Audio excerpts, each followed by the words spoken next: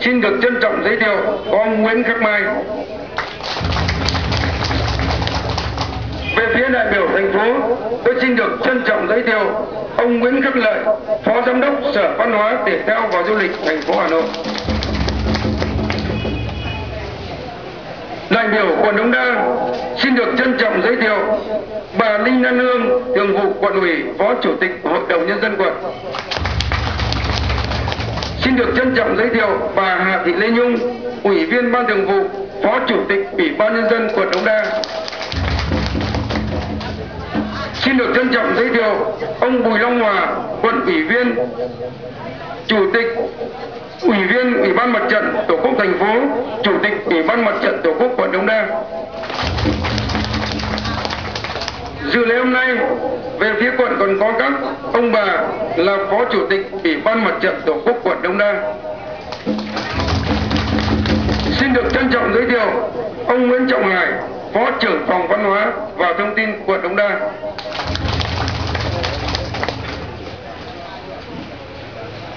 Về phía phường Phương Liên, xin được trân trọng giới thiệu ông Mai Văn Lâm, Bí thư Đảng ủy, Chủ tịch Hội đồng Nhân dân phường.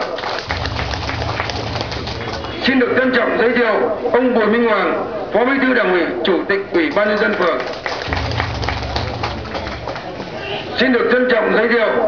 bà Nguyễn Kim Ngân, Phó Chủ tịch Ủy ban Nhân dân, Trưởng ban Quản lý di tích, Trưởng ban tổ chức lễ hội.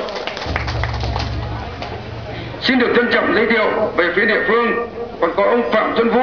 Chủ tịch Ủy ban Mặt trận Tổ quốc phường.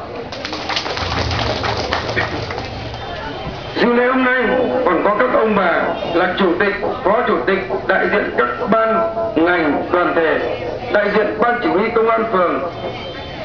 là hiệu trưởng, phó hiệu trưởng các trường tiểu học, mầm non Phương Liên, đại diện các trạm y tế, đại diện Ban bảo vệ phường. Dự lễ hôm nay có các đội tế nam, tế nữ, đội quần tiên phường Bắc Âm của Trung Tự, đại diện chi bộ, ban công tác mặt trận, các chi hội đoàn thể của 11 khu dân cư, đại diện cán bộ nhân dân 51 tổ dân phố trong toàn phường, đại diện cán bộ nhân dân trại Cam Đường xưa nay thuộc phường Kim Liên, quận Đống Đa. Dự lễ hôm nay còn có đại diện các doanh nghiệp, những nhà hảo tâm công đức, đặc biệt có các phóng viên, nhà báo, các đài truyền hình Trung ương và Hà Nội đến dự lễ và đưa tin. Dự lễ hôm nay còn có đại biểu đại diện cho các phường bạn, đại diện tiểu ban bảo vệ di tích đình Kim Liên và các đình đền bạn.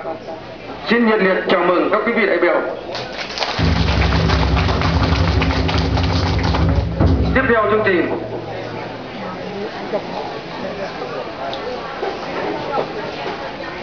tôi xin trân trọng giới thiệu có đại diện của nhân dân khu dân cư Ý Yên, tỉnh Hà Nam. Tiếp theo,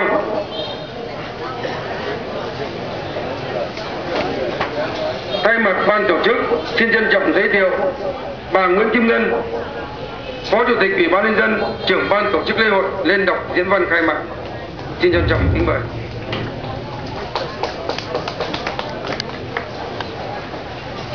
Kính thưa các vị tôn lão, các giáo sư tiến sĩ, các nhà nghiên cứu khoa học, kính thưa các đồng chí lãnh đạo, đại diện các sở ban ngành thành phố Hà Nội,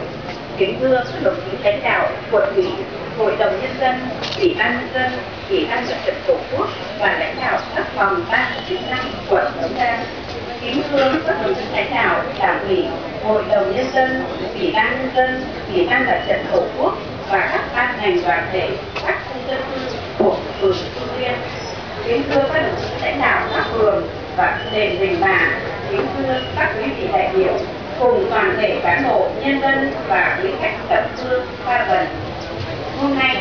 ngày dần tháng 3 năm Quý Tỵ, trong không khí vui mừng phấn khởi của toàn đảng, toàn dân phường Phương Liên, long trọng tổ chức lễ hội truyền thống Đình Trung Tự và lễ dân hương tưởng niệm trước cửa đảng thần Cao Sơn Đại Vương, huệ minh công phố, anh linh tôn thần, Tào Thượng Công, Tổ quốc Thượng tướng quân và lễ công bố quyết định của Ủy ban nhân dân thành phố Hà Nội về việc gắn biển địa điểm nhưng biển sự kiện cách mạng tháng 9 tại Đình Trung Tự. Thay mặt ban tổ chức lễ hội, xin xin nhiệt liệt chào mừng các đồng chí lãnh đạo các cấp, các quý vị đại biểu cùng toàn thể cán bộ, nhân dân và quý khách thập phương xa gần đã đến tham dự góp cho sự thành công của lễ hội truyền thống Đình Công Tử năm 2013.